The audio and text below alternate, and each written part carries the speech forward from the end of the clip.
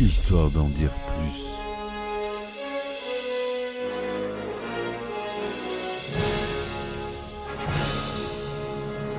Eh ben attendez, on est en France. Allez, cul sec.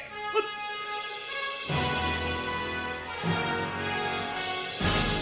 Personne ne veut le croire et pourtant c'est vrai. Ils existent, ils sont là, Tarnatata.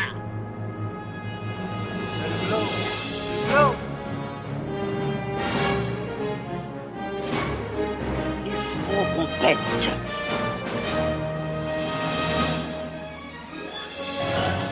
Voyons, le circuit branché, correcteur temporel temporisé. Bonjour, bienvenue sur Histoire d'en dire plus. Aujourd'hui, on parle d'une petite pépite méconnue avec Billy Bob Thornton comme acteur principal. Un film de Noël. C'est pour ça que je le publie aujourd'hui, le 24/12/2023. Et le film, vous l'aurez reconnu dans le titre, c'est Bad Santa. Allez, c'est parti mon kiki, on y va.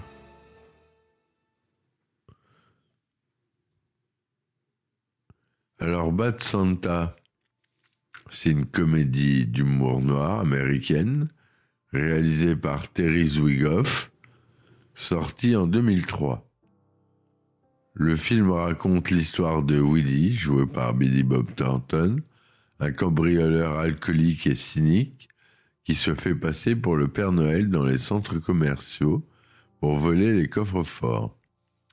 Il est accompagné de son complice Marcus, Tony Cox, un nain qui se déguise en elfe, et chaque année, ils réussissent leur coup jusqu'à ce qu'ils arrivent à Phoenix, où ils rencontrent des obstacles imprévus. Un directeur de centre commercial suspicieux, John Ritter, un détective tenace, joué par Bernie Mac, une serveuse nymphomane, Lauren Graham, et un enfant obèse et naïf, Brett Kelly, qui croit que Woody est le vrai Père Noël. Bad Santa est un film qui ne fait pas dans la dentelle. Il est rempli de dialogues vulgaires, de situations scabreuses et de personnages antipathiques.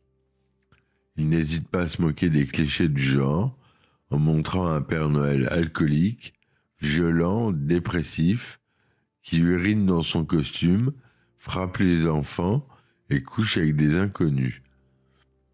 Le film ne cherche pas à émouvoir ou à faire passer un message, mais à faire rire par l'absurde et le politiquement incorrect. Il s'adresse quand même à un public averti, qui apprécie l'humour noir et grinçant. Bad Santa est aussi un film qui surprend par sa réalité.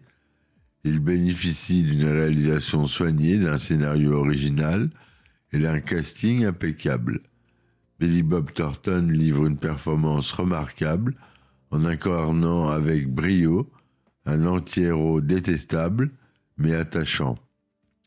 Il est bien entouré par Tony Cox, John Ritter, Bernie Mac et Lauren Graham, qui apportent chacun leur touche d'humour. Mention spéciale à Brett Kelly, qui joue le rôle du gamin naïf avec une candeur désarmante. Le film a reçu des critiques positives de la part des médias et du public et a connu un succès commercial.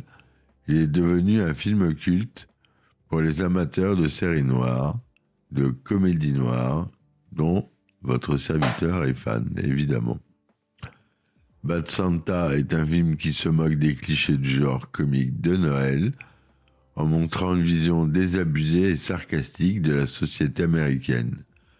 Le film joue sur le contraste entre l'ambiance festive et joyeuse des décors et la personnalité dépravée et nihiliste du héros.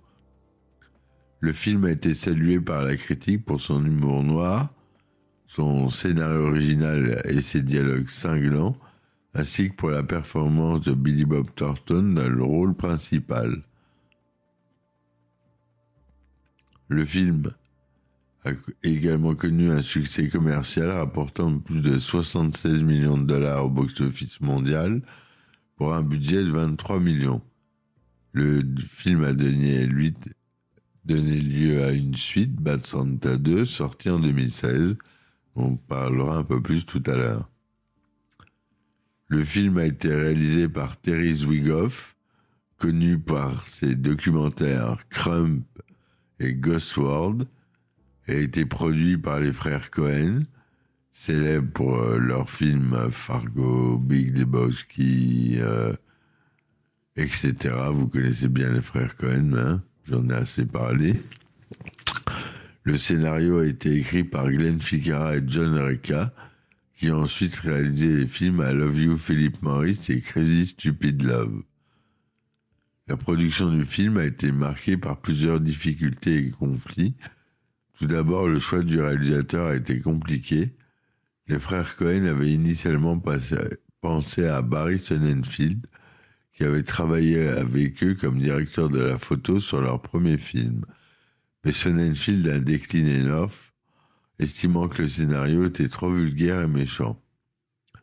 Les Cohen ont alors contacté Terry Zwigoff, qui avait impressionné la critique avec son film Ghost World, adapté d'une bande dessinée underground. Zwigoff a accepté le projet, mais il a demandé de réécrire le scénario avec son ami et collaborateur habituel, le dessinateur Daniel Clowes. Les Cohen ont accepté, à condition que le scénario original soit respecté.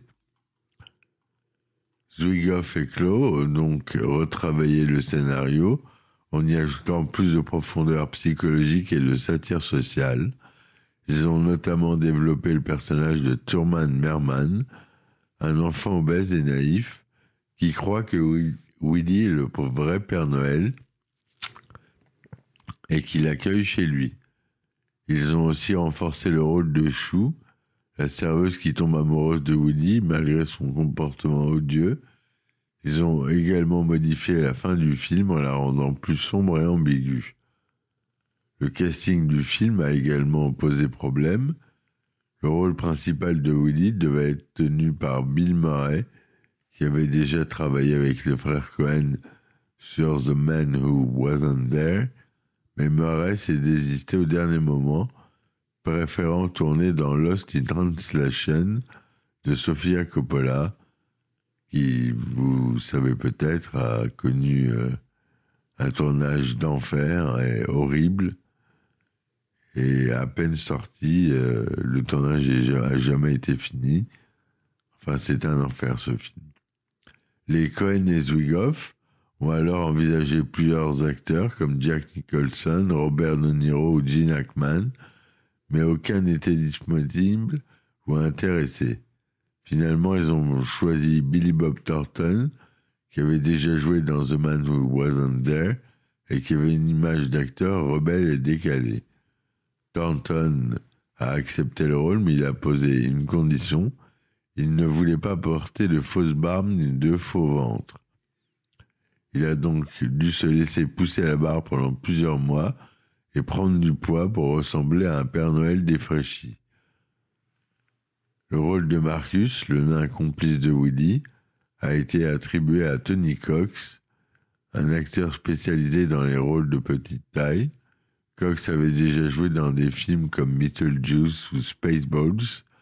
Il a apporté une touche d'humour noir et de cynisme au personnage, qui est le cerveau des cambriolages et qui méprise Willy pour son manque de professionnalisme. Le rôle de Thurman Merman, l'enfant qui croit en Willy, a été confié à Brett Kelly, jeune acteur canadien qui faisait ses débuts au cinéma. Kelly a été choisi parmi des centaines d'enfants qui avaient auditionné pour le rôle. Il a impressionné par Zwigoff par son naturel et sa candeur. Le rôle de Chou, la serveuse amoureuse de Willy, a été tenu par Lauren Graham, connue pour son rôle dans la série Gilmore Girls. Graham a accepté le rôle car elle était fan des frères Cohen et qu'elle voulait jouer dans une comédie différente des comédies romantiques habituelles. Le tournage du film a eu lieu entre janvier et mars 2003, principalement à Los Angeles et à Phoenix. Le budget, on l'a dit, était de 23 millions de dollars, ce qui est relativement modeste pour une comédie hollywoodienne. Le tournage a été difficile pour Zwigoff, qui devait face à la pression des producteurs et des studios, qui voulaient un film plus commercial et consensuel. Zwigoff a dû se battre pour conserver sa vision du film, qui était plus sombre et plus provocatrice que celle des producteurs. Il a notamment dû défendre le film la fin qu'il avait écrite avec Close, qui montrait Willy se faire tirer dessus par la police et s'en sortir miraculeusement, sans savoir s'il était mort ou vivant. Les producteurs voulaient une fin plus heureuse et plus claire, qui montrait Willy s'enfuir avec Sue et Thurman. Zwigoff a refusé de changer la fin, arguant qu'elle était plus fidèle à l'esprit du film et qu'elle laissait le spectateur se faire sa propre opinion. Le film a été monté par Robert Hoffman, qui avait déjà travaillé avec Zwigoff sur Ghost World. Hoffman a dû faire face à plusieurs contraintes, comme la durée du film qui devait être inférieure à 90 minutes, ou la censure qui devait limiter les scènes de violence et de sexe. Hoffman a donc dû couper plusieurs scènes du film, comme une scène où Willy se masturbait dans un dressing, ou une scène où il frappait un enfant handicapé. Il a dû aussi atténuer certaines scènes, comme celle où Willy se fait tirer dessus, ou celle où il couchait avec Sue dans une voiture. Le film a été présenté en avant-première au Festival international du film de Toronto en septembre 2003. Il a reçu un accueil mitigé de la part de la critique et du public, qui était partagé entre le rire et le malaise face à l'humour noir et politiquement incorrect du film. Certains ont salué le film comme une comédie originale et audacieuse qui osait montrer un Père Noël détestable et pathétique. D'autres ont détesté le film comme une comédie vulgaire et méchante qui insultait l'esprit de Noël et les valeurs familiales. Faut toujours qu'il y en ait qui ne soient pas contents. Le film a été classé R aux États-Unis, c'est-à-dire interdit aux moins de 17 ans non accompagnés, et classé en France, évidemment, moins de 12 ans seulement.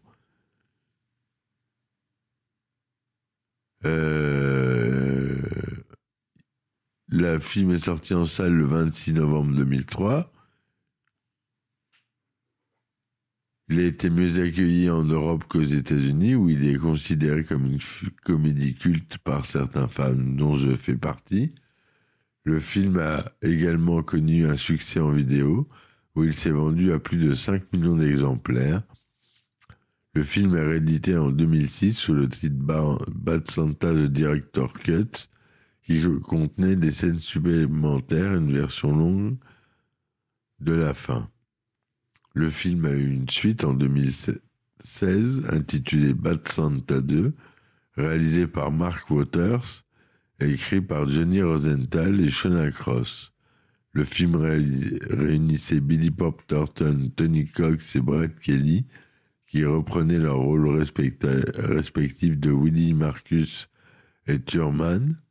Le film introduisait également de nouveaux personnages comme Sunny Soak, la mère de Willie, jouée par Kathy Bates, ou Diane Hastings, la directrice d'une association caritative, jouée par Christina Hendricks. Le film racontait comment Willie et Marcus se retrouvaient pour braquer une association caritative à Chicago avec l'aide de Sonny et l'opposition de Diane. Le film a été un échec critique et commercial, ne rapportant que 23 millions de dollars au box-office mondial.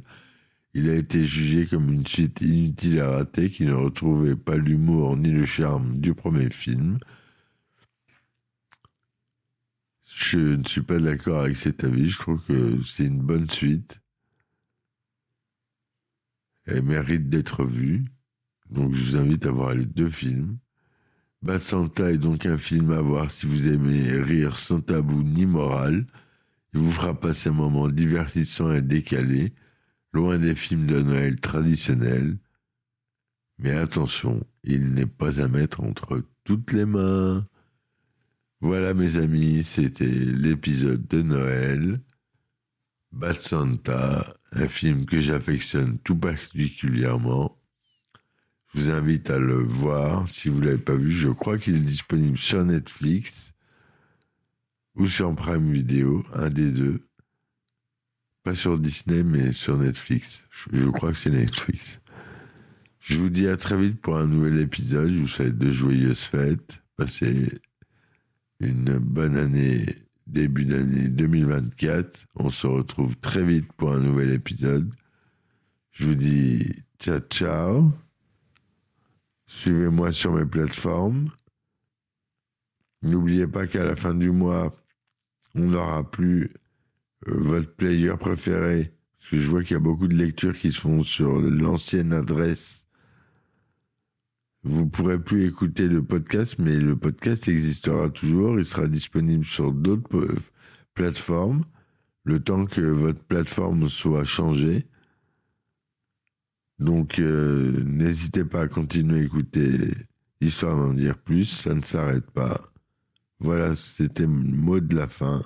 Je vous dis à très vite et ciao, ciao. Histoire d'en dire plus.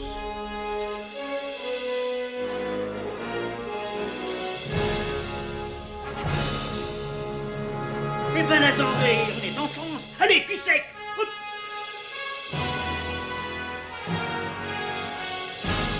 Personne ne veut le croire et pourtant c'est vrai, ils existent, ils sont là, Tarnatata.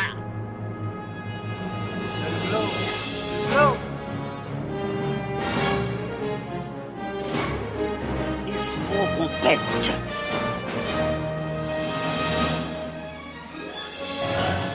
Voyons, le circuit branché, convecteur temporel temporisé,